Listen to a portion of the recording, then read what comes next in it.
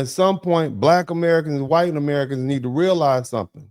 And I'm going to tell you like this, and I've said it before, we were better off as a country when it was just Black Americans and white Americans. I know, controversial, he's xenophobic.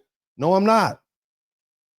Because we had cohesion, we spoke the same language, we worshiped the same God. Although in different houses of worship, yeah, we had a whole lot of racism, but some kind of way, we found a way to work stuff out. Shout out to Timothy Bright. I'm just saying, you can be angry with me.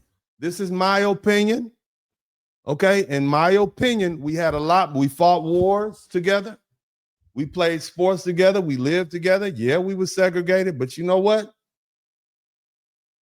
We didn't have what we have now. People understood what other people were.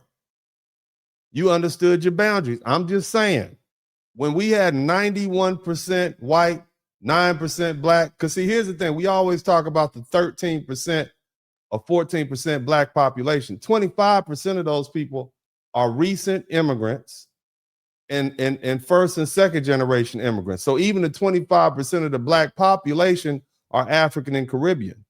They just showed up. So the truth is, the foundational Black American population, that's the people who can trace their heritage back to slavery, who were here before 1865.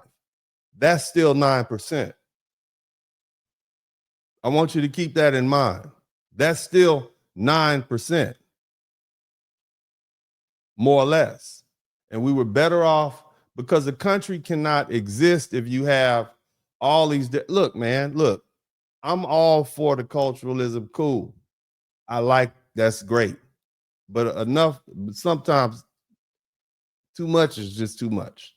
Okay? Too much is just too much. And I don't want to sound xenophobic, but I never thought as a person who watched 9/11 happen, I never thought that they'd be having these prayer bells going off in New York. I'm not saying anything. Okay, worship who you worship, whatever you do, but this is America. Okay, freedom of religion, get that. But at some point, if you have people who are not assimilating, then the culture is going to change. And I'll go back to what I said. I feel like America's better when it was just black and white, because at least we were all Americans. We might not have liked each other most of the time. We fought. But we fought within a certain parameters. We fought in the legal system. It was a couple of riots, but we managed to get along. We were here together for almost 500 years before all these immigrants showed up with their different cultural beliefs. And if you start looking at it, you got immigrants coming over here. They're anti-black. A lot of these immigrants are anti-white. Look at all the great leaders in Black America since 1865.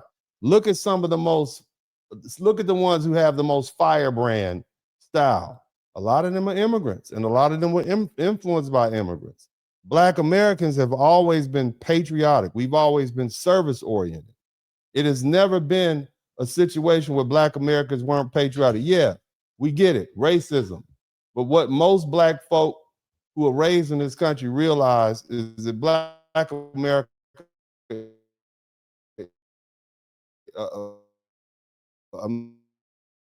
America's, it's just part of the ethos. Racism is not going anywhere. You're not going to change anybody strongly. That's how they feel, and it's not going anywhere. But we still manage to work around that, because in my opinion, and again, I'm just kind of going off on the tangent, in my opinion, racism is like the weather. You can't stop somebody from being prejudiced. I don't really care if anybody likes me or not. And that's really the most American thing you can be.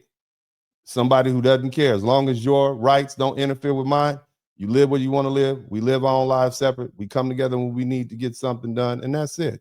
Now, I know that's a hard pill to swallow. I get that. But, now look at what we're dealing with. We got housing problems. We got Americans out of work. We got people who come to this country just to work. They send all their money back home, so they don't even circulate the money in the Black community or the American economy. It gets sent places like Nigeria and Jamaica and Mexico and wherever. So how is that helping us? If money is leaving constantly leaving the economy, it's so hard for an American to buy housing. I mean, the highways are crowded over. It's food and gas. So, feel how you want to feel. I said